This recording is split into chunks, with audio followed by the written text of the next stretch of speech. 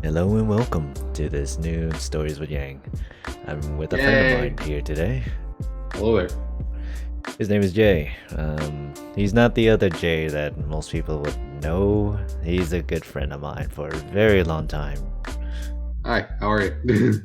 How many years has it been, Jay? Like 4 years, give or take? Yeah, I think so. Yeah, I think so. Good God, man. 4 years. Listen, I'm not the best at remembering these types of things. In any other case, the reason why I had this here is because I need to catch up with him for a very long time. And he's part of my, what I would consider a very close friend group for a very long time. And I just want to express the thanks for sticking it out this long as well. Hey. So introduce yourself. I don't want to keep you hanging. Oh, well, my name is Jay. It's not my actual name, but that's what most of my friends call me, Yeng included. Yeah, we've known each other for about four years. We met through a mutual friend, and yeah, we've been friends and gaming buddies since. Yes. Oh man. I think when I first met you, though, let's just get historical context out of the way. Let's get that out of the way for everyone else. Historical context. How I met Jay was through a friend of mine, and we're friends with this one particular friend that basically held our group. Yeah, who's also been on this podcast a very long time ago too, and it was also one-on-one format. So, and I figured I gotta get this out of the way, Jay. When I first met you, man, I just seriously thought like you were weird. You were hella weird. Don't worry, that's most people's first impression. This dude. The other usual first impression from people is, wait, you're this old? No, I get like the age, but it's just like you're just hella weird. Don't worry, again, that's what most people think. And then they start talking to me, and then they still think I'm weird, but yeah, think I'm kind of weird. We just get it. Exactly. It clicks. It's like, oh, this guy's weird, but he's fun. I bet you that's like your same thought as well with me. Nah, that wasn't my first. That wasn't the first thing that came to my head. I was like, he's like, oh, cool, another friend. Like, oh, this guy's weird, but it was like usually that was like my. I bet you that's like your same. I've had weirder first impressions of people. Yours was relatively normal. Relatively normal. What was that little factor that wasn't normal? Little factor that wasn't normal? I mean,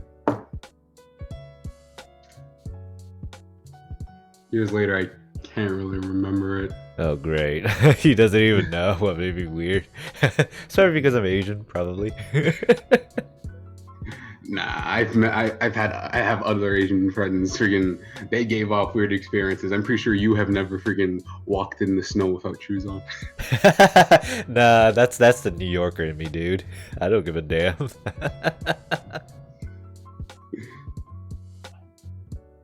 It's very well. Actually, wait, you're in Northern California, so that's fine. I mean, okay. Here's my gripe about it, Jay. It's the same latitude line, just different longitudes, and it irks the hell out of me knowing that where I'm supposed to be is where New York's supposed to be on the West Coast. It annoys the hell out of me. It's like I could be there, but I'm here. Other than that, Jay, man, what was the game that we first met? Was it through Left 4 Dead 2? Or was it through Gmon? I can't remember. I'm pretty sure it was Left 4 Dead 2. My mind says it's Left 4 Dead 2. Yeah. I remember the fact that you always tell me, even to this day, remember to right click. Yeah. I don't right click. You gotta right click, dude. It's a running joke. I mean, I've gotten better. Please ignore any of my background. I live along a major street. But in any case, yeah. I have a tendency to forget that you can melee things with the right click and left the dead. This dude. No, that Yang can confirm this. That I am very much into using the melee weapons in the game. It's This just that the dude. right click melee. No, my mind seems to forget that exists. This dude literally went through a whole campaign using nothing but a melee weapon and still refuses to use the right click. That is a running joke with our close friend group right now, Jay. Like, that is your shtick. No matter Exactly. what the case or scenario, you would use a melee weapon over a gun. Exactly. Give me that crowbar or an axe. I'm good. And you wonder what the funny thing is? He doesn't use right mouse click for a hunter, but he uses right mouse click for a charger. How does that work? I don't get it. I panic, okay? I just start clicking. And then you start shooting. You start shooting afterwards. I can't do much with a charger when I just have a melee weapon. I don't fucking get it. I just pray it dies or it misses me. I seriously don't fucking get it. This dude, through every game I ever been with, he does the most randomest shit and you can't explain it. He does. And Gmod especially, he spawns in weird shit. And then he does weird shit with it. It's been a while. Give the audience an example, would you? I remember this clearly. You were trying to spawn in like a barrel or something, and then you just like try to like put it on a table. You crack the table, you spawn in another table, and then you crack the table on the barrel, and then and then you spawn in another table. And you didn't break the table this time, but then the barrel came running backwards towards you and hits you. You didn't die, and I just said, "What the fuck are you doing?" Yeah, that's my usual modus operandi with this type of stuff. I just experiment. It just annoys the hell out of me. He's just a scientist, he's like the Mythbuster of the group.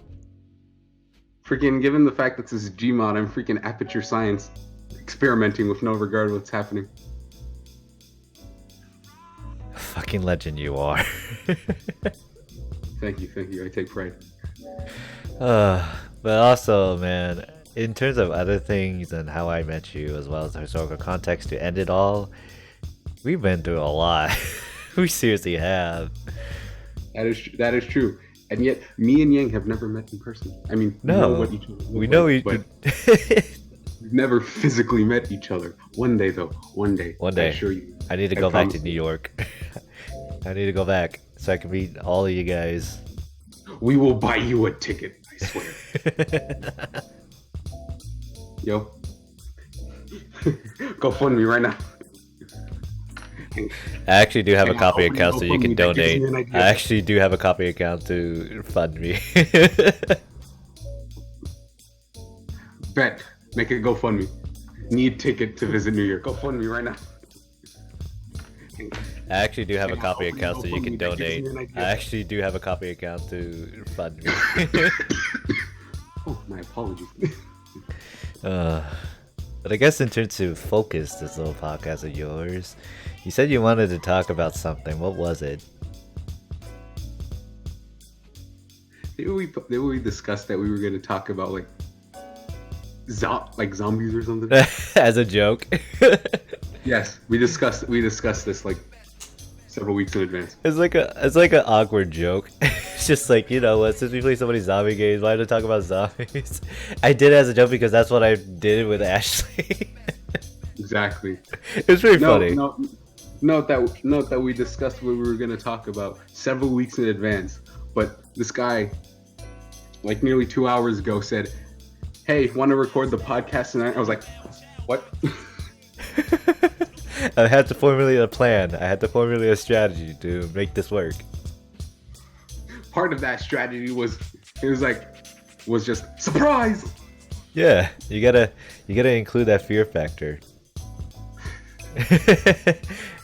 We could do it, Jay. You chipping in? Oh, thanks, man. Oh, wow. Hey, I've done improv for several years. Friggin' that surprise factor doesn't hit me as much as it used to be.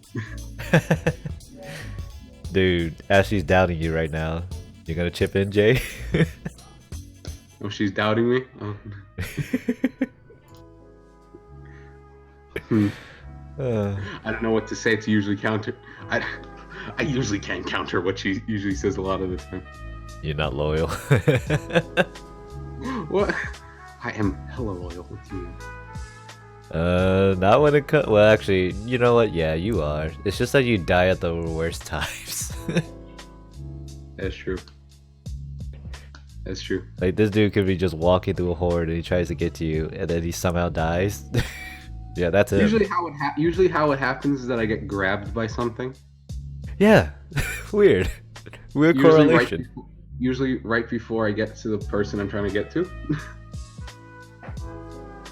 It's just you know, it's just my luck. It's just like that's usually me and like, actually, that's like a theme that I just noticed with myself in most video games when I play. Usually how it goes when I lose is that I'm doing very well, and then one thing happens and I lose.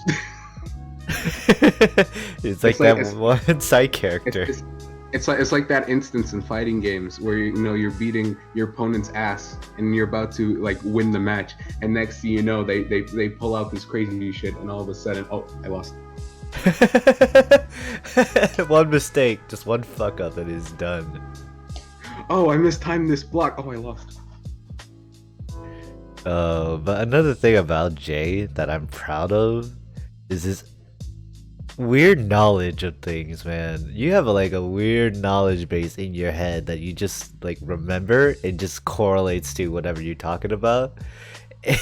And one of them is like mythology, because you were just saying like on a random tangent one day with the guys, and all of a sudden you just said like, oh yeah, this is a Greek god or this and that, or you have like a bunch of knowledge of like mythological or historical context.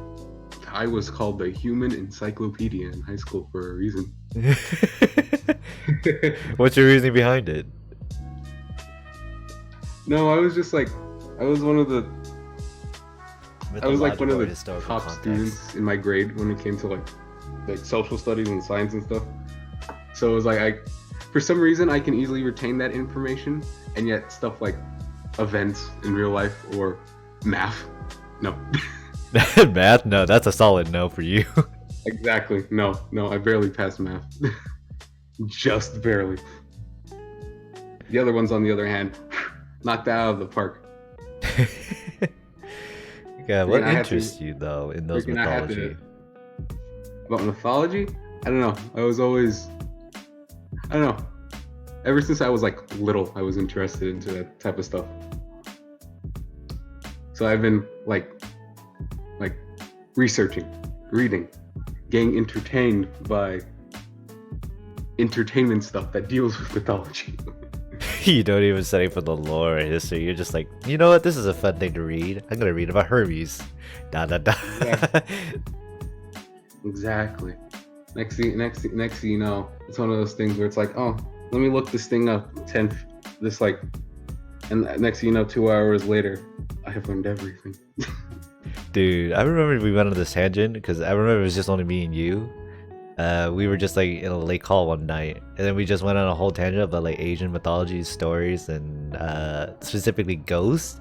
And then we went on a conversation and say like Asian ghosts are way more hardcore than Western ghosts. Vampires, on the other hand, opposite. You thinking vampires have to hop everywhere, can't talk, and they get distracted easily by rice. The fact they get easily distracted by rice and they're Asian. Jesus. Shit, completely man. Coincidental, but that, stereotypes. I love rice. Rice is the core to everything, dude. I mean, I'm not disagreeing with you there, but It's the essence of life. A grain of rice can feed a whole village. and that is why Yeng enjoys that type of shit. Yeah, I do. But then I get they have like, to hop there first. oh yeah. I get like your view on the Asian ghosts being hardcore. But it's also funny that we went on a whole tangent just saying like, you know what? I don't get why we burn paper money. And then I slowly got into it, just saying like, it's an offering, yes, and we burn it so we get to the dead, and they're still rich in the afterlife. And that got me thinking. And I remember this specifically because you made a joke about it, because you went on saying like, so even when you're a doctor and you die filthy rich, you're still going to be a doctor in the afterlife, and you'll die filthy rich because of all that paper money. That was pretty funny. No, now that I think about it, you might lose it after you die because you know you got to pay off those student loan debts one way or another. That was your joke. That was your joke that you made. You're just before the judge of the afterlife. He just says you may enter, but first, student loan debt has been repaid. Burn paper money. just you, covered in like that bear in like the homeless man barrel. What a shitty way to go. Oh god, but I do remember the many other conversations we had. We went on some weird conversations. Me and you. That is a fact. Like hella weird conversations. One of them involved like ethnicity. The other involved like how we can introduce new tactics to education. And then the other just involved like me and you just meeting up in New York. That was pretty funny. I remember all three of those conversations, but I do not remember the specifics. This is another example of my weird memory. Because we always made a running joke in our group to say like, oh yeah, when you guys pay for my plane ticket, we're going to New York, I'm gonna visit you guys, every single one of you. And then I realized like, the first time I'll ever meet Ashley, she's gonna tackle me down, and then you're just gonna be standing there, and then Kevin is gonna be standing there too, and then just breaking out popcorn, and then as I'm being proceeded to get my ass kicked by Ashley, and then Jay is just like, you see Yang? This is the reason why you study martial arts. I'm like, no. Exactly. This is the moment you've been training for. Stop it. Could take a moment to take her down, but this is what you're training for. Make it men proud. Oh god. But it's also kind of a cool thought because we also thought we would be roommates, and then I made a joke about how you just wouldn't put the rice cooker on when you try to cook the rice, and I thought it would be really funny. Because you just forget about it. Yeah, that's generally me. Freaking there's been days where I put water to boil and then I forget that the water exists. Next thing you know, it's 40 minutes later, I walk into the kitchen, I'm just like, the stove's on. All right. So I refuse to call her mother. And all there's left What got me more? It's just a very thin layer of water and the sizzling noise.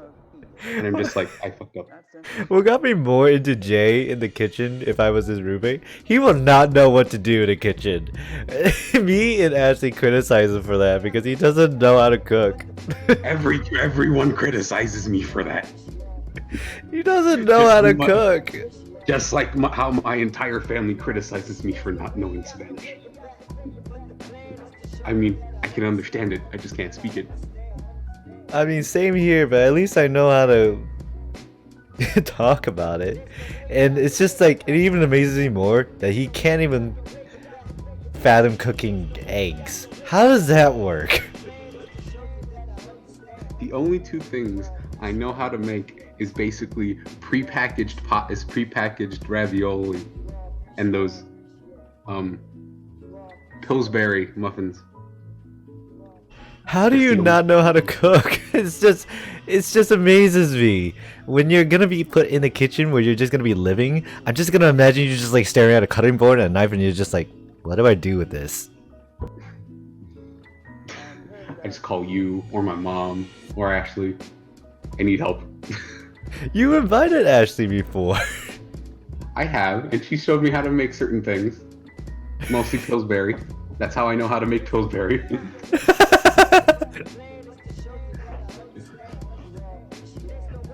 Other than that, nothing.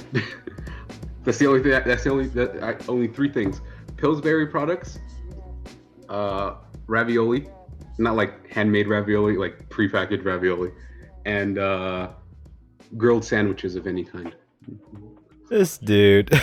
Okay. That's the only time. That's the only food I know how to make. I technically know how to make that's not prepackaged. Though I don't know if you consider the fact that the stuff is pre-sliced already, prepackaged. I don't know, but that's the only thing I know how to make properly. Sandwiches. That's it. The moment I land in New York and I'm gonna head up your place, I'm gonna teach you how to cook and I'm gonna record everything.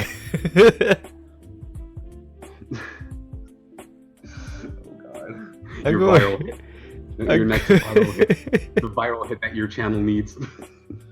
I'm gonna teach him like how to cook like a simple dish, and he's still going to be confused on how to make it. That's gonna be incredible. I mean, I learned well enough by watching.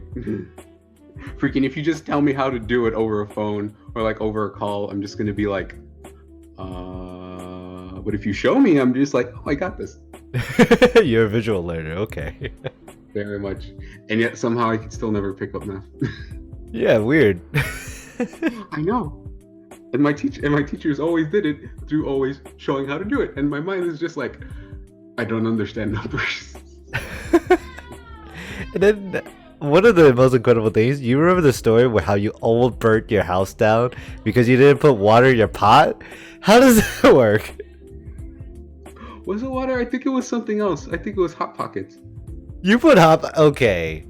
No, it was I put Hot Pockets onto a plate, like just how it instructed me. Put it in the microwave, let it be, and next thing you know, I come back because like what I usually do, put it in the microwave and like come back like 5 minutes later after finished making and cooled down. But it's like no, I come back in and I see smoke coming out of the microwave, and I'm just like, what the fuck happened? That's how I nearly burned down my apartment. Surprisingly, the microwave still works fine. He almost burned his house down I'm just pretty for. sure that shit's old. I'm pretty sure that microwave's older than me, and somehow it still works. He almost burned his house down for making Hot Pockets. That shows how incompetent I am with cooking. I gotta teach you some basic stuff first. I gotta teach you how to cook eggs. I gotta teach you how to boil water. And then I'm just know gonna how to boil water. Okay? I'm not that incompetent. I gotta teach you how to cut ingredients. I know how to cut stuff. Sort of. I can never do it straight. Other than that, oh man. If you have a good story to tell, it'll definitely be the time where you were with Ashley and Kevin at her place. And then you were playing a game, and then you guys were just freaking out. Like, I was in the call, you guys were just freaking out of your mind. What happened? Oh, that was so long ago, I have trouble remembering it. Because apparently you hit Ashley all of a sudden, and then Kevin was just like doing his own thing, and then everything just developed into chaos. I think we were playing Mario Kart, I think. Possibly. That sounds like it was Mario Kart or something else. Like, wait, I don't know exactly, was it in the game or in real life? In real life.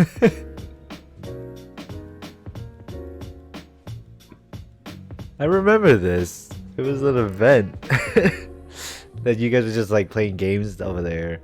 And then I was just in a call, and then all of a sudden you just hear Ashley just freaking out, and then hear you just like freaking out, and then hear Kevin freak out. I don't remember what we were playing. I think I may have just, because like sometimes that just happens. Like for example, 2 weeks ago, I was at a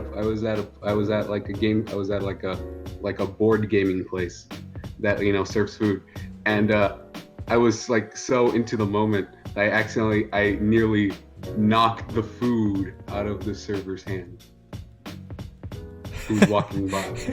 It was luckily the food was saved. It was also my food. It was saved. It was fine. It was fine.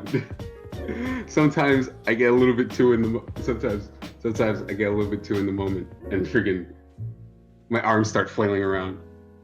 I usually I usually move my hands around when I talk, but sometimes when I'm hyped, freaking all of a sudden, freaking going all over the place. He's like that one cheer in the crowd that just like goes ballistic. You know the Avatar Last Airbender gif with that one guy foaming? Yeah, that's the foam. That's Jay, the foam guy from Avatar Last Airbender.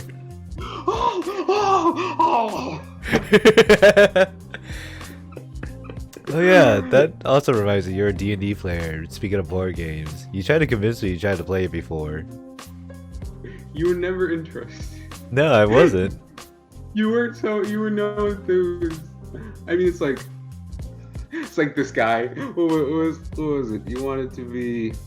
I just wanted to be a human monk, I think, or something like that. You wanted to be a human monk. You wanted to be the closest thing to you in real life. Yeah, I did say that. Just like, can I just be myself in this game? Or is that not possible? And she said like, well, you could be a monk. I mean, that's Asian, right? I'm like, sure, bring it on. Oh my god, that was an interesting experience. Yeah, and the fact that we made a character and I never once played a session with you guys, that just goes to show how much I don't care about D&D. It does. But then when you play it and you make it sound so interesting, and I'm contemplating of like, do I want to play it? That's usually how it goes. That's usually how it goes. Usually, like, what was it? Because like I started playing in high school, and you know, we just played in one of the because technically my high school's D&D group was part of of a larger club, but you know, it happened in 2 different days. So one day it was like, oh, this is the day the D&D group does their stuff, and this is the day when the rest of the club does their thing. And so we just used the same room that they were using, and usually a lot of the time students would walk in, or because the tables were usually set up in front of the door, people would see it either through like the window in the door, or when the door was open. I get like they would come in and just watch us for several minutes, and it's like, oh, this looks interesting. And the next thing you know, I mentioned the papers and the numbers, and a lot of them were turned off by it instantly. Oh man. Oh god. My friend, you know, Jake, you're not the only one that tried to convince you to play D&D. I have a friend named Smiles. He is an absolute D&D fanatic. He says like, I'm gonna get you to play this game one day. Is he a DM? Is he a dungeon master? Or I think he's a player, but I think he's also a DM for another game. And then he says like, you would probably fit this character, ... etc, etc. I'm like, I'll think about it. And then now, you did it earlier than he did, and I'm not gonna lie, I think I was honestly deterred from you than Smiles. You're more what, you file? I'm more deterred from you than Smiles. Why? Because it's like, it's long, it's strenuous, every session is long. I'm like, I don't know if I can do it. I mean, yeah, a session can take several hours, but it's like, if you're like in the moment, trust me, when you're like in it, it's like the time goes by fast if you're like getting into it, because you know, time flies when you're having fun. Freaking 4 hours all of a sudden feels like an hour. I check time a lot, because that's what I like to do. I like to keep track of what time it is. And freaking, I check one moment, it's like, example, like 8:12. I check again, it's 8:50. And I thought I thought only like 10 minutes had passed. No, it's been nearly an hour. And I'm just like, oh. What can you describe for me? If you want to hook me onto this D&D train, like what can you like recommend me?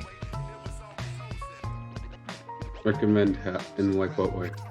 To hook me into this game, so to speak.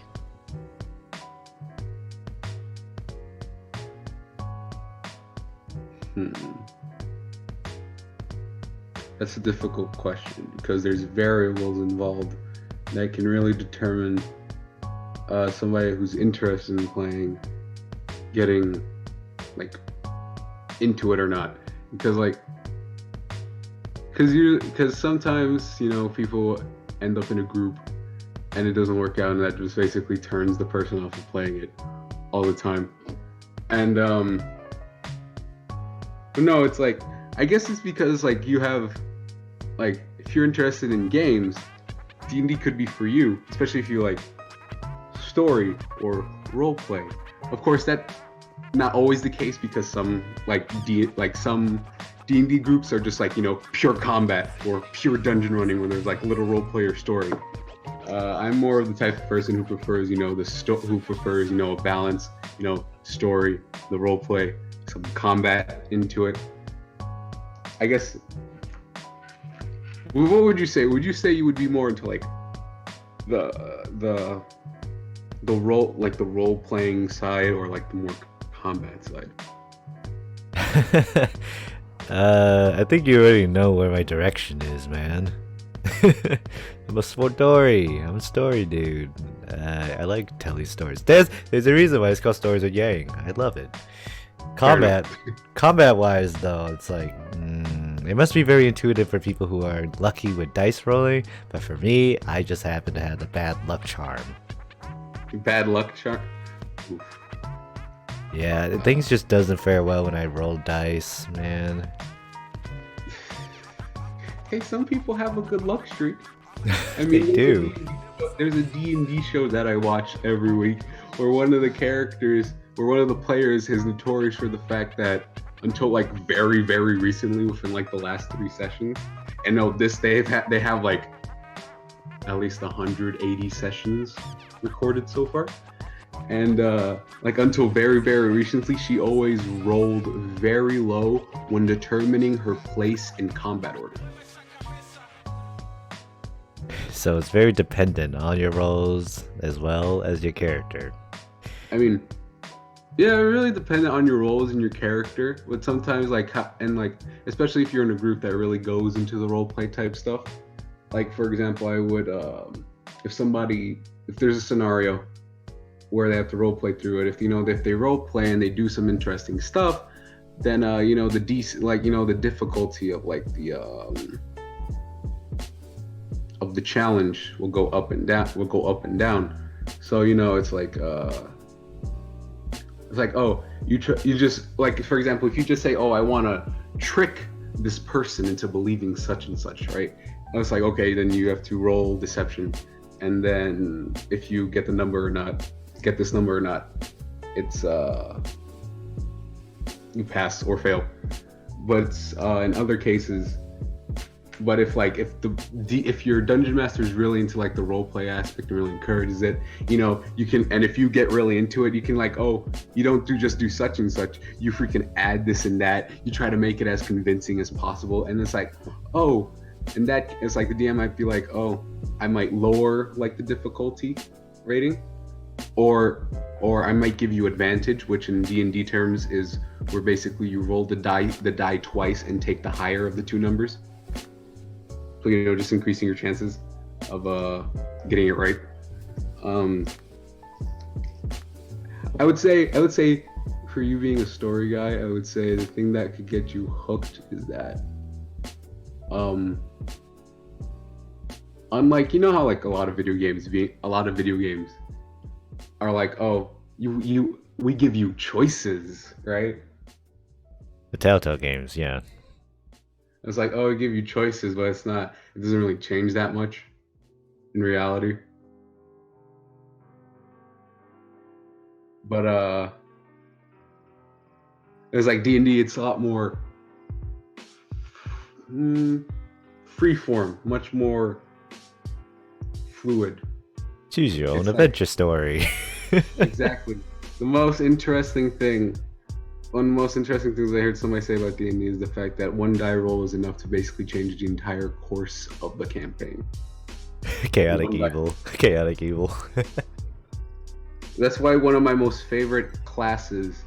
So it's like, okay, base D&D has like, I believe, if I remember the number correctly, let's see, there's Barbarian, Bard, Cleric, Druid, Fighter, Monk, Paladin, Ranger, Rogue, sorcerer, wizard. Well, yeah, 12. There's 12 classes, and each has a set of subclasses, specializations that you can get into.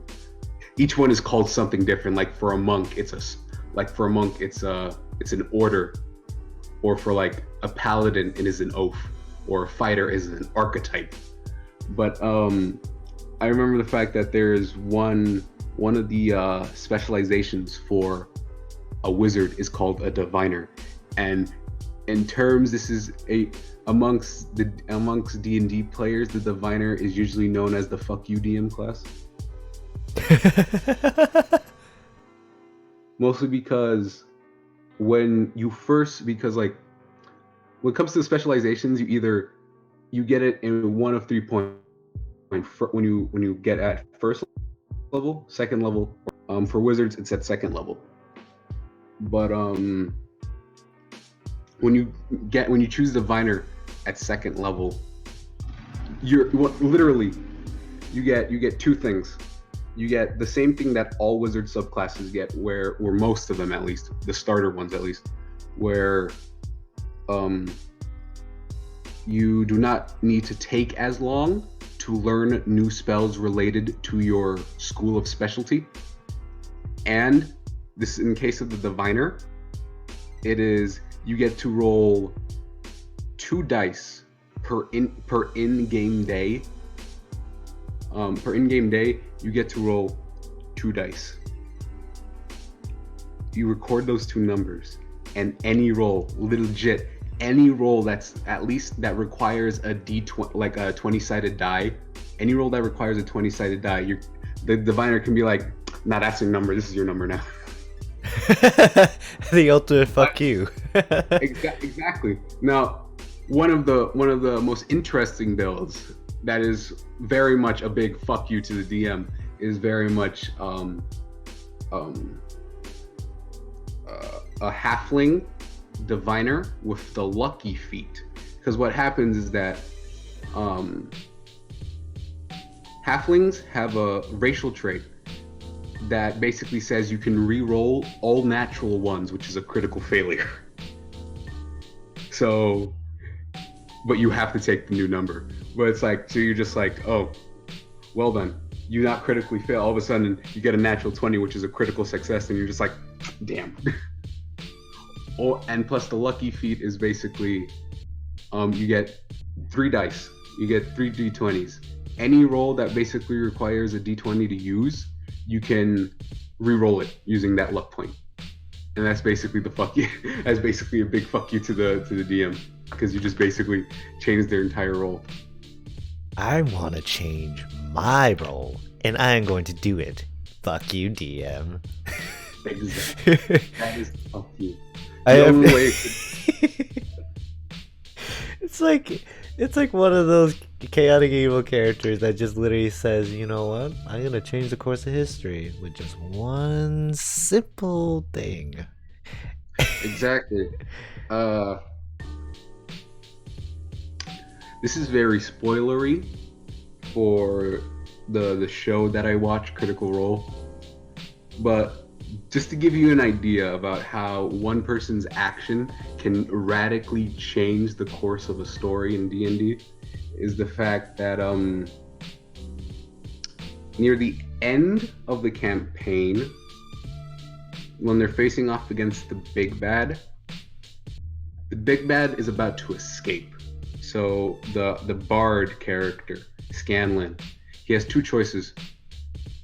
He has one, because in D&D the spells are located are tiered based on power level of like 1st to 9th level, or basically you have cantrips, which are like basic spells that you can do an infinite amount of time as long as you stick with the parameters of the spell, and levels 1 to 9, where higher level, much more powerful, but you can use less often because you can only use a certain level a limited number of times.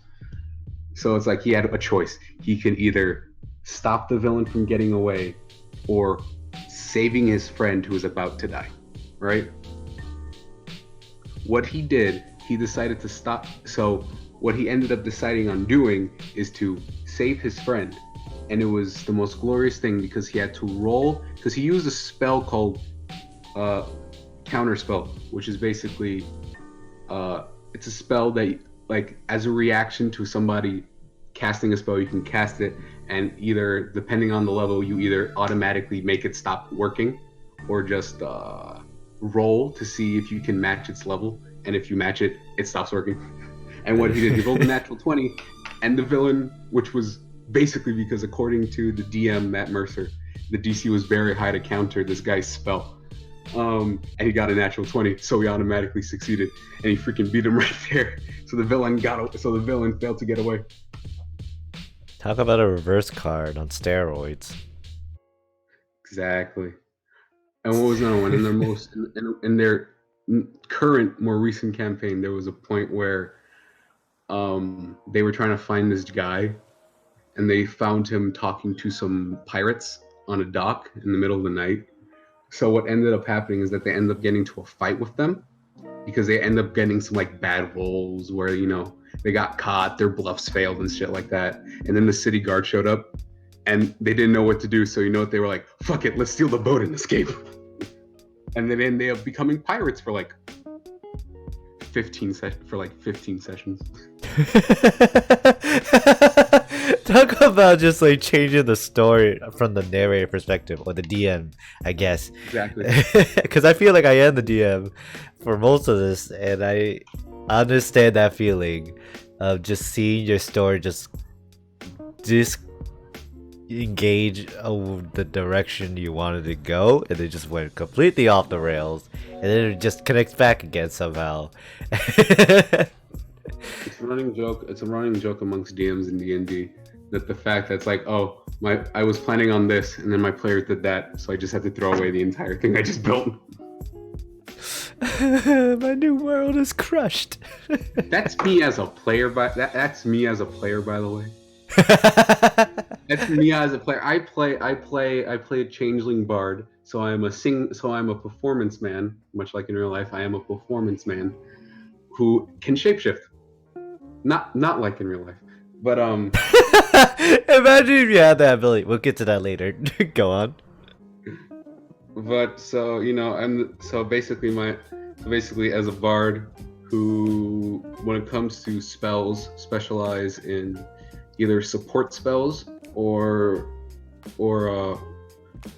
support spells, control spells, especially in the schools of illusion and enchantment. So, you know, making people believe something or manipulating their mind. So, you know, you have, to give you in one of my earliest sessions, we were infiltrating this noble house, and we didn't know what we were looking for. I forgot what we were looking for. I think we were just tracking some. Oh yeah, we were tracking a robot. Robots exist. As you do. And we tracked it, and well, the first interesting thing was that, like, we were trying, because, you know, it's on a major street, so we couldn't really sneak in or else we could get arrested. So what I did is, basically, as stealthily as possible, me and the two rogues in the party basically hopped the wall, and I basically shapeshifted to look like somebody who would either work or live in that house, and then opened the door and pretended that they were invited inside. And later we found the lady of the house, and what I did was I cast the spell Charm Person, which makes her friendly to me. What is this? I basically got the, because we were playing a published adventure, so that's an official adventure story from the publishers, Wizard of the Coast themselves. So we got the artifact from that campaign way earlier than what we were supposed to. And we basically we got the artifact earlier than we were supposed to, and basically we were not going to get caught by the cops, essentially. Now, that we would have went off without a hitch if only my DM didn't all of a sudden throw a gigantic xenomorph frog monster at us. No. The best part of that entire thing is that leading up between those 2 points, basically the fact that she called off the guards and nothing bad was happening. The rest of my party was just like, okay, let's go raid the entire house. So they literally just robbed the entire house, and next thing you know, giant frog monster shows up, and one of us gets killed. Why is this like Payday 2 mixed with like some Vermintide mixed with like some aliens and this whole story got fucked up. But hey, my guy survived. That's all that matters. My character is very much the type of dude who's very much set up to. I very much built him to be the type of guy who's just like, his background, he's a con man who just uses the fact he's a shapeshifter to his advantage, and so he very much easily gets in, gets out, gets in, gets out. That's his entire shtick. So has he been a prostitute this whole time? He was what? Has he been a prostitute this whole time? No, he wasn't a prostitute. Okay. He had like 3 alternate personas. The first was as a bard, which was I wouldn't say that's like his real public persona. And then he was like, what was it? A homeless guy, a merchant, and a tailor all at the same time. Well, he could shapeshift into any persona he wants. Yeah, and I had a magical cloak.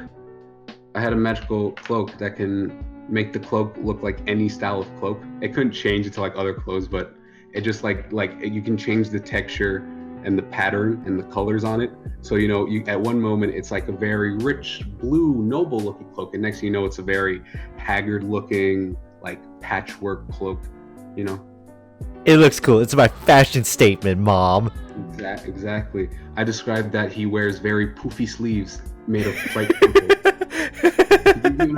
To give you an idea of what he looked like, look up Dandelion from the Witcher series. He looks like that, especially in Witcher 3. He especially looks like that, but he wears a cape, and his hat isn't like that hat. It's a very wide brim hat with a feather in it. So my guy was the guy who always had surprises up his sleeve. I'm the type of player who basically looks around the environment and basically goes, this has happened in D&D and video games too. Yeng can confirm this. That I'm the type of guy who's just like, what if I do this? And bad shit happens. Yeah. Yeah, bad shit happens. Bad shit happens. Sometimes the experiments go wrong. Like when I think when I feel like doing something like in Left 4 Dead that accidentally gets the attention of the Horde. Like accidentally shooting a bullet thinking that's going to do something. And then no, it just alerted the Horde. You know what? Now I'm convinced. I'm tempted. I'm tempted to join a D&D session now. Tempted. I mean, hey, it all depends on how you roll your player. But, no. Can't I just be like a sarcastic asshole? Can't I just do that? I feel like I can fit that Yeah, role. you can completely be a sarcastic asshole. Yes. What is it? If you literally play a sarcastic asshole human monk, you're literally playing a male Asian version of the character Beauregard from Critical Role. I could be me. Oh man, I would love to enjoy that role actually. I will revel in it. I feel like you would. There is, what is it? No, it just reminds me of the fact that reminds me of the fact that part of my experimentation in video games of all kind is also the fact that Yeng can also confirm this, that I can be oblivious to certain things in the game. He can just look at a background. Okay, I'll give you a background. So one time when we were playing the Left 4 Dead 2 campaign, he was looking through the soda machines in the safe room, and I told him, "What are you doing?" He's like, "Well, I'm looking at every single flavor that this add-on is giving me, and I can tell you right now, they have my favorite drink in there. I'm trying to figure it out." I'm like, "We gotta go." Stop moping around all day and just trying to get your soda, alright? We don't have 50 cents on hand. Screw it. This is the apocalypse. We don't need 50 cents. Let's bust this shit open. I feel like that's very much would be me in an actual zombie apocalypse. Outside of panicking and being in a depressed state the entire time. We talked about this before, haven't we, Jay? We talked this about in that one safe room session we were in hard rain with Ashley and Kevin. Yeah, that was pretty funny. I don't think Kevin was with us. I think it was just you, me, and Ashley the entire time. Really? I thought Kevin was with us. I don't think so. Damn, I don't remember him saying anything about it. It was awesome though. Yeah, we talked about what our roles would be in a zombie apocalypse. I should have recorded it. As well as yeah, that basically proves that that Kevin wasn't there. He doesn't like being recorded. I think you wanted to, but you just forgot. You were too into the conversation. It was too good. We also talked about what our superpowers would be. Yeah, that was a weird one because me and Ashley are reading a series on Web2 called Unordinary. And we were just catching up on chapters, and then she said like, "Oh yeah, what would be your type of power?" I said like maybe like spiritual projection, maybe like corporal spiritual energy. That'll be cool. It was such a long conversation that was like months ago that I forgot about it by now. And not forgot about it, like I forgot what we said, what our powers would be. Also what our roles would be. What was my role? I believe we said that you would be like leader or something. That's what you guys suggested me to do. Yeah, we said that Yeng would be the leader because he's probably the most level-headed out of all of us. He's the most sane. He's the most sane, most level-headed, least likely to break down into a panic. I think your role was just either be the lookout or I thought that was just funny. I like the fact that I was recommended as being lookout, despite the fact that without glasses I can't see very far. Either that or you just take care of the food. Like legit, I would be like legit if I was a lookout in the zombie apocalypse. Like freaking, because unlike opinions, there is a fucking lot of trees in New York City. There's a lot of trees and a lot of green parks. And so it's like, I live near a park. And freaking, I feel like that, if you would like hold up in like my area, right? Or somewhere, like doesn't really matter like where any of us live in our group, because I know we all live near green areas. Like me being lookout, I know for a fact that without my glasses, especially if it's like dark outside, I wouldn't be able to tell. It's like, are those trees swaying or corpses?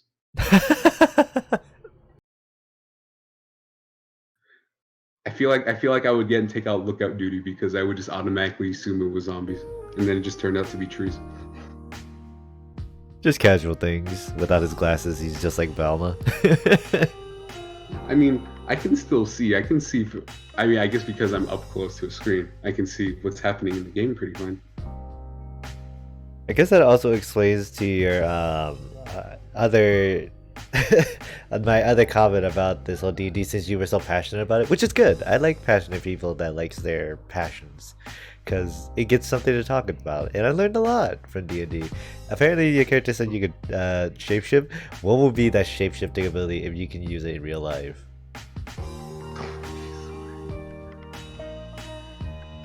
I don't know. I feel like whatever I say would be controversial. Like I wouldn't be the type of person who would do. I feel like I wouldn't be the type of person who would do like exploit it, like do crazy, like do stupid shit. Like it's like in movies where somebody has invisibility and they use that to like sneak into like the girls' locker room or something, right?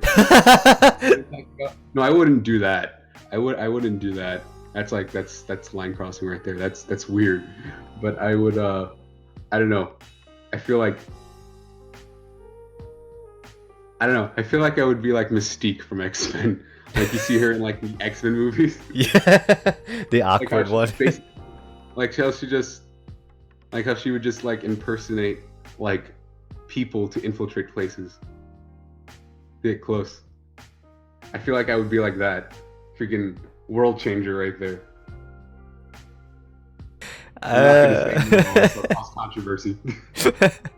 Honestly, I would love to be able to shapeshift and do many things just to piss people off. I would like to be a sentient uh a sentient soda machine.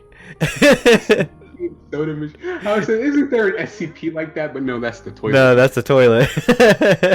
I would like to be a sentient soda machine, just so I can just like piss people off. Whenever they insert the coins, I just keep on grabbing it and putting it into my pocket. But in reality, it's just like prop hunt. Oh god, it's like profit. Yeah, it's just like prop hunt. I'm just like a vending machine on Yeah, the outside. I'm just like a person in reality, and just like stealing all your quarters and bills. I'm like, yes. No one's looking. No one's looking. Like, They ain't getting shit. unfortunately, my changeling shapeshifting isn't that advanced. You have to be a humanoid shape that's at least 2 feet or 2 feet higher, or like shorter or taller than you are. Oh, dude, I'm gonna exploit the hell out of the shapeshifting. I mean, I exploited it once. My guy got arrested once, and what I literally did was that, I had a cellmate who, earlier in the campaign, was a guy that we framed for assaulting us. So he was just in the dungeons.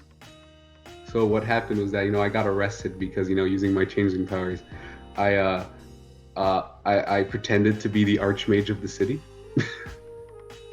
And so I got arrested because I was being cocky, and I revealed the fact that I was a shapeshifter a little too soon. So what ended up happening in that situation, they put a magical like size changing bracelet on me, right? So that could track me. So what I did was that, being a shapeshifter, I made claws, cut the skin right below where the thing is, and then degloved myself, right? Metal as And fuck. what I did afterward, yeah, freaking the entire time I was just praying, because I had to make rolls every few minutes, because the DM was just like, yeah, you're bleeding heavily. Let's see if you pass out or not. I successfully got it most of the way. I successfully got it. I will get to that point in a moment. But I did it, and what I did was I called the guard. I turned invisible. I turned invisible, and to maximize my potential of escaping, I made it so I became as small and thin as possible to sneak out when they opened the door. So just imagine a dwarf, but very emaciated. What the hell? Is like something out of like a horror movie.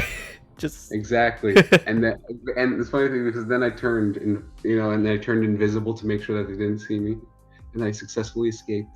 And then what I did afterward is, after I was, I turned the corner and made sure no guard was around to see me, I turned into someone else and then walked out. No problem. Unfortunately, right when I got back to our base of operations, which was a tavern with a house on top of it, I failed this check and I passed out at the front door. And because of the fact that they didn't know it was me, because I was in my shapeshifted form, and in either case they don't know what my character's real form looks like, because D&D changelings, they look like androgynous, white-skinned, white hair, white-eyed people. albinos. Oh god. Yeah. No, like milk white, like their skin's milk white, their eyes are milk white. You can their Oh, hair. it's like starting NPC. Yeah, it's like starting NPC before you start changing the bits around. And that's essentially what my character looked like in his true form. And in either case, they don't know what my true form looks like. They don't know what they don't know who the character I showed up as was. So they literally called the guards. Luckily, I was still in when I woke up, I was still in my impersonated form, which was a very influential noble in the city. So they're literally like, okay, we patched up your hand. You can go now, sir. I was like, sweet. what a casual way of just ending a solution to a fucked up problem. I know. The only problem was that my character now had a permanent scar on his hand from the degloving, because they use the magic to heal it, but it's still scarred as fuck. So even when I transform, my character's hand would still show it as being fucked up. That's what they call him, Black Hand Teddy. Exactly. So basically, my character has to wear a glove at all times. Unfortunately, this glove, not unlike my cloak, this glove doesn't change colors. This is fucking incredible. Just to hear like a whole in-depth description of D&D, I'm tempted to play now. Tempted. You have convinced me. Again, the thing with D&D is that it very much heavily relies on the group that you have, because you really want to have a group that is aligned with your playstyle. Because if you're a story person, you get like in a combat one that's heavily combat heavy, or is like just a straight dungeon runner, you won't get much out of it, because you're a roleplay person. There's not really any roleplay potential. Luckily, like the official like dungeons that they released has roleplay segments in it. But like, for example, in like, what is it? This is another spoiler for, what is it, Tomb of Annihilation. There are these creatures called aboleths in D&D, which are these evil squid creatures, is the best way I can describe it. What is it, the dialects of Doctor Who? I mean, not necessarily, but they look like something that could be out of Doctor Who, They have like 3 eyes. They have no arms. They're just like big. They just have a bunch of tentacles, and they have they have psychic powers. And so, because like in one of the levels, it's literally you find a aboleth, and aboleths are considered like very powerful creatures. And so like the party in like Tomb of Annihilation at one point faces off against an aboleth, but this aboleth has a split personality. So at one moment he's just like, I will kill you all, I will torture you, I will eat you, I will make sure that you all suffer. And the other side was just like, I want to be your friend. Oh, that's cute. Exactly. And DM has to roll whether to see he's in his evil personality or his good personality. So can you imagine? I remember watching this one YouTuber talks about his D&D adventures, where basically he was running Tomb of Annihilation, and the entire time the party was in the dungeon, all they hear was this aboleth taunting them. And it was just like, and no, they didn't know it was an aboleth, because he would contact you, but you don't know it's him doing it. So the entire time he was rolling that is the evil personality talking to them. But when they finally met him, he rolled, and for the first time, the entire time they were interacting with that aboleth, it was the good personality. So they never put 2 and 2 together. That sounds like some overlooked shit. So the entire time, this aboleth is threatening them, but when they finally meet him, he's like, oh, hi there. You want to be friends? Oh, I can help you with this. What a way to say you're a dick. Sorry, we kicked you in the shin and, shat on your property. I'm sorry. It's weird. There's a lot of weird moments like that in Dungeons and Dragons, but I don't know. I feel like that you would really enjoy it though. But just pray that I'm not I even in D&D I am oblivious to certain things. I usually forget certain aspects. That's fine. I'm probably gonna go through a crash course if I ever enter in one. Like I would forget certain information that is given to me. Or in other cases, there is give our viewers an example of when I have been completely oblivious to something happening in a game. Okay. Because the soda was just me being stupid, and joking around. Give these people a genuine moment where I have been oblivious. A genuine moment. Okay. Because when Yeng plays games, he's efficient. Blood as an Asian, he is efficient. Oh god, okay. There's a genuine moment. He is efficient. He is not like me. In Killing Floor 2, we were playing with Ashley. We were going on, I think, we were playing on hard. And I was coming in as a commando, she was coming in as a berserker. And I remember you were playing as medic, so I wanted you to heal me. This motherfucker went the other way towards Ashley instead of towards me. He didn't realize that I wasn't a berserker, and he kept on going across the map. I kept on wondering where the healing grenades are gonna come from. Nothing, and I died. I am not a very good medic in Killing Floor 2. This motherfucker doesn't even use a syringe. I forget to do it. I've gotten better. I now remember to do it. I remember to do it nowadays. He doesn't know what the Q button does. Shut up. I now know what the Q button does. Don't worry. I finally learned, Yang. Are you proud of me? Oh, absolutely. I'm proud of you. Yay. No, it was yeah, there's more instances like that in every game that I play. Let's see another example. You know, there's the fact that, as previously mentioned, I forget that the right click exists in Left 4 Dead. There is for Gary's mod, I'm having a hard time thinking of one for Gary's mod because Gary's mod is more freeform. It's and more, open. yeah, it's more dumb shit happens and you gotta Exactly, accept it. dumb shit happens. So there's not really.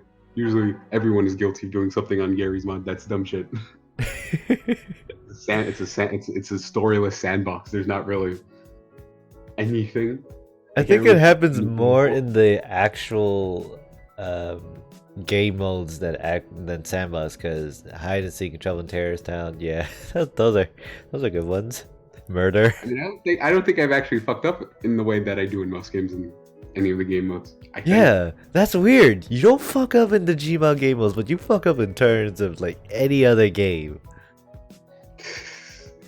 It helps that we know one person who we usually play with on Gary's mod, who not so much now, but before, who would always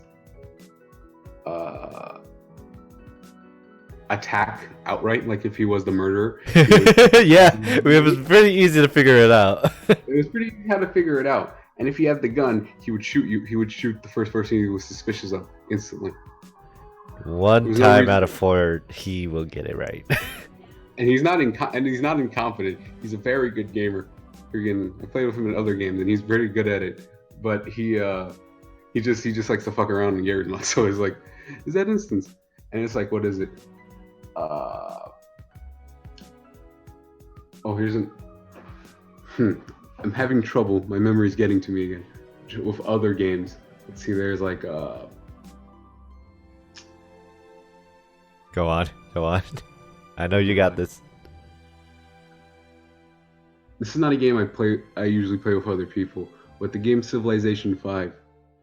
Usually at the later, like past the mid game afterward for a session of Civ, I usually end up forgetting that what I was planning, and so I end up doing something different, and then I'm like, fuck, I was planning something, then I forgot. Why is this unit here? Oh yeah, I forgot this unit existed. It's fucking incredible hearing his reactions when he does something wrong and he knows it, and then he just like shouts unbelievably. Usually my response is, God damn it! And then you're just like pleading to mother. That was pretty funny. Mother. That's pretty funny. When he's running away from a flesh round, that's all I hear from him. When he's running away from a scrake, that's all I hear from him. When he's running away from a horde, that's all I hear. Mother, help me. It's a goddamn pleasure, like, playing with you, Jay, man. It's just incredible. Don't even get me started on the fact that I can't freaking do sharpshooter on freaking. Oh no, I can't. I've adopted Ashley's strategy of basically buying a center fire and then saving up to get an ASMR as well as the. Not ASMR, that's for sure. the Magnum as a backup weapon, Yeah. and I can never fucking hit a single goddamn enemy in the head with an ASMR. It's AMR, but yeah, I understand what you mean. Because every time I see him play sharpshooter, I'm like, oh, did he accidentally pick a class? Ooh, I'm so sorry, Jay. You could change it next round. I know, but I still hold to it the entire way through. There's the fact that, for example, in GTA, I feel like I do good. Do you think I do good in driving in GTA, Yang? uh, yeah, yeah, I guess so. Decent, better than Kevin. See, ladies and gentlemen, this is the opposite of the general opinion of the rest of our friends in our circle, who think that I should not fly anything. Well, yeah, you shouldn't definitely not. Leave that to Ashley. Leave that to Ashley. She's a better flyer than all of us here. That's because I am rough at landing. Yeah, you're fine. It's okay. It's just the landing that's really, really scary. Listen, I have trouble figuring out how to land properly. I'll get it eventually. I think there's also a moment where I remember us playing GTA. Every time we start a heist, Ashley has to start them, and I feel so bad that we're wasting our money. But every time she starts them, 9 times out of 10, she will get hit by a car at the very immediate start. It's me or her who usually get hit by a car. She always gets hit. I don't get it. It's like the algorithms are just like, okay, we're gonna connect the dots here. We're gonna connect this car straight to Ashley or straight to Jay. We got this. Exactly. And usually this happens more with Ash, where when I get hit by a car, I lose all my armor. When she gets hit by a car, she dies. We don't know why. It just happens. When I get hit, armor's gone. When she gets hit, she dies. Yeah, it's so weird how she dies so quick. And like, you have armor for days and health for days. Come on. We do all of our missions on hard difficulty, so we have 0 backup lives. So when one of us goes down, the mission It just fails. mission fails. But that also reminds me, when Ashley was talking about in the chat, in the YouTube chat, she says like, can you remind him to explain what you did in Killer Floor 2 with Kevin and I gotta know now. What's the story behind that? Dude, she gotta specify. There's a lot. Well, recently, your recent game. Our recent game, what was it? There were several instances. I'm not sure which one she's mentioning specifically. God damn it. Just one of them then. Oof. I know very commonly I usually end up getting the money, like, because our friend Ashley's usual strategy, especially when requested, when we ask for money, she just doesn't give money. She freaking gives you money like you're a stripper in a strip club, where she basically gives you Yeah, that's what she does. That's her strat. She's a berserker, so she doesn't even do anything. She's just like, exactly, when she gets her item, as long as she doesn't die and lose her item, she's good for the rest of the game. So freaking she would just just money, just on whoever requests it. And usually I end up getting some of that money unintentionally because I'm standing very close, or I don't pay attention and run right through when they're throwing the money. And what ends up happening is that they ask, can you return that money? And I just like give them like, okay, half of it back. I don't do that on purpose. I just don't really remember how much money I got, so I just give them like the right amount. this seems like enough, like hands of 100. Exactly. This seems enough. Hands you 100, got 300 actually. Motherfucker. He just stole all my money. Exactly. Also, another instance, I think the one Ash is talking about specifically, is one instance where it was in between rounds, and I think it had to do with one of us died. I think it was Kevin, probably. I don't remember, but I picked up the gun, I believe, and I don't think I gave it back until after the round finished. Did you sell it or something? No, I just didn't realize I had it on me. Oh. That usually ends up happening to me a lot in that game. I pick up something and I don't remember. I forget. That happens to me in most games where I forget I have something on me. I have a gun?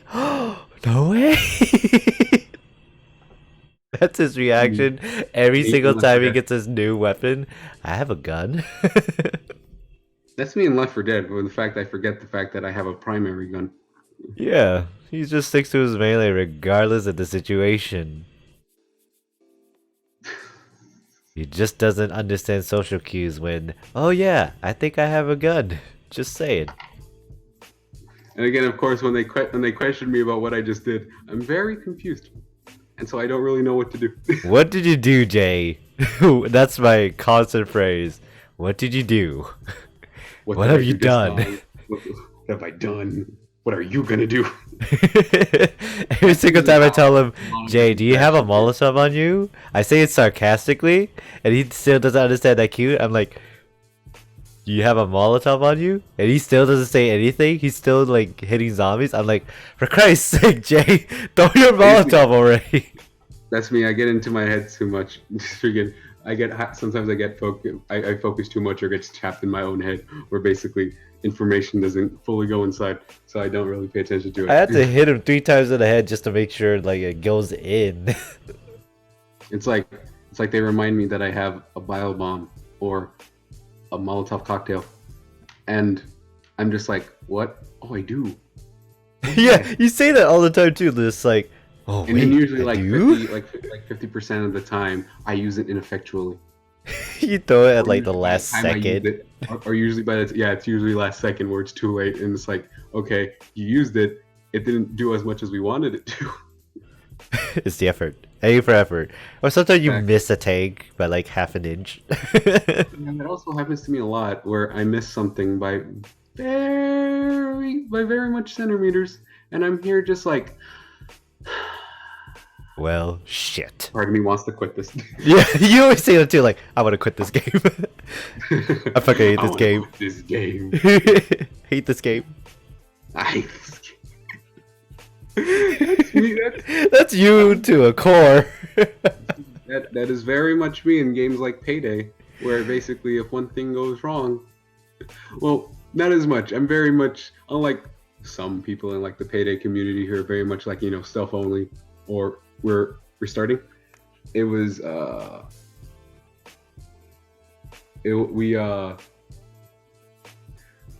where I'm just like, God damn it. And usually it's the most bullshit things ever, where it's just like, I turn the corner and there's a man standing there who wasn't standing there the last time I was there. And sometimes it's like, that usually how it ends up happening. I just accidentally walk into somebody and they're just like, hey, you have a gun.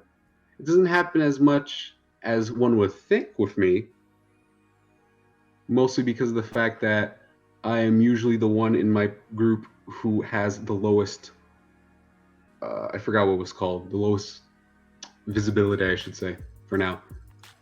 Where basically at the moment my visibility is 3, so nobody ever notices me. And I'm a stealth build, so no one ever notices me. And yet somehow I still get caught.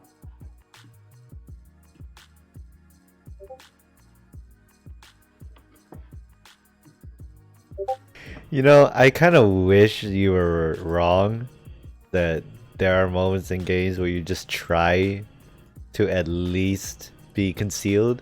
It just doesn't work out, honestly. It just doesn't work out. Exactly.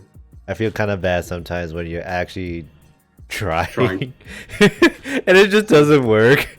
I feel so sad. I'm like, oh, I have to denounce this dude. Concealment. Oh, concealment, yeah. Yeah, that's what it is, concealment. Thank you, Ash. But it was what was it? No, and again, it's where you very much see me and Yeng when we play together. He's very competent at what he does. He's very good at what he does. And then there's me, where I'm either good at what I do or very bad. He's the dipshit of the group. I am. Dipshit. Well, not exactly. He's actually useful for being bait and all. But other than that, yeah, he's just. I think that was one of the other things that we said I would be good with, getting the Horde's attention. That's your #1 job. Of course, that would not be a job I would agree to because that has a high risk of me dying. So I would not want to do it. You still do it unconditionally. Unconditionally. Says it as one of you point the weapon at me and being like, "You're gonna do it. You're gonna do it." Oh, absolutely. You're best at getting people's attention. You're gonna do it. Oh yeah, absolutely. Every single time, dude. Every single goddamn time. But and then there is like for example, when Yeng does medic, when Yeng plays any class in Killing Floor, he's very good at it. He's very competent, especially when he is healing. I jokingly say that he is my doctor. In every game, I am your doctor. He is my doctor in every single game. He is my healer. He is my mercy to my. Yeah, to your Genji. I was about to say, because like I've played Overwatch before when I was like free weekends and stuff. And I was gonna make I was about to say the character I play, but then I remembered, wait, Zenyatta's a healer, so that's not gonna work. Yeah, that's not gonna work. That's not gonna work. He's my mercy to my Genji. I'm a filthy medic main on Killing Floor 2. Or he's my Zenyatta to my Wilson. Winston. Oh god, I definitely hold that dynamic a lot with that group. Just being the healer. Very much the healer. Usually, what ends up happening, like in Left 4 Dead, where he would basically heal every single one of us, grabs every single health kit, and none of us basically use it. At this point, half of the group doesn't even carry a health kit anymore because they're like, "Gang got us." Yeah, I got you guys. It's like when he finds a health kit, he's just like, he looks for one of us who has the lowest health, goes to us, heals us, grabs the other one. Okay, let's keep going. Yeah, I had that dynamic a lot, especially with other friends as well. I carry that support mentality, but offensive capabilities. He's a battle medic that we all need. And then in Killing Floor, it's just like, if he's in our group and we don't do stupid shit like run off by ourselves. Which happens a lot. Which happens a lot. Somehow Yang still does it most of the time. Or if we stick together, or if we do get split and there's not a horde of enemies in our way, Yang keeps us alive the entire way through. Yeah, somehow. And he's still very effective at killing shit. He's a medic, but he's getting more kills. How does that work? And then there is me, who can't heal for shit in any game. He just has a bad luck charm over his head. In Killing Floor, I forget to heal myself, and I usually forget the fact that I am a medic, so I am not meant to do damage. I am meant to heal people. So I usually end up just shooting the enemies with weak ass guns instead of shooting my friends with the Healy bullets. I forget some. In like Final Fantasy, in 11 or 14, I'm better at 11 with healing than I am in 14. Because in 14, I don't have the response time to heal fast enough. He has a response time of like molasses. Yeah. Ashley tried to have me be a white mage, and that didn't work out too well. I was able to make it to white mage, but I was not competent enough to be a good healer. So I just stick to my black mage or my monk in Final Fantasy 14. It's been a while since I last played it, but I know those were my two mains because could have been white mage as one of them, but hey, that didn't work out. I gotta give you credit though, you still stick it out to the very end of the game. At least you don't quit. That's the most important thing. I'm not a rager. I'm not a rage quitter. That's a good quality, a noble quality. Just looks at the street, at the chat to see Ashley's going, Lies. Yeah, I can imagine that too. But hey, thank Even you if for it's coming like- up here, man. I'd love to hear you from again, dude. I think we should wrap things up. Yeah, I believe it's like, how long have we been on? For like an hour and a half, give or take.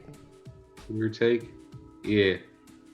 For a fact, it's like 1 a.m. over here right now. Yeah, I think we should probably end it. I mean, I'm fine with that. I am a night owl, but Nah, I think you need your rest. So thank you, Jay. Man, I would love to invite you again. Maybe with other people too. Thank you. oh, that's gonna be an interesting conversation. Oh, don't worry. It's probably be with Ashley and Kevin. Oh, Very easy. okay, good. Because if it's with any of the other people who usually, any other people that you usually had on your streams, this is just gonna be me the entire time in the background. I'm pretty sure I will say, even if jokingly, I'd be like, it's like, hi, I'm back. I have no, besides Yang, I have no idea who these people are. I'm a stranger. Yeah, people have said that too. Many times. I don't know who this person is. I'm like, I just meet a lot of people. That's it. Hi, I'm back for more. This time with strangers. God help me. But hey, if you have any final messages, go right ahead.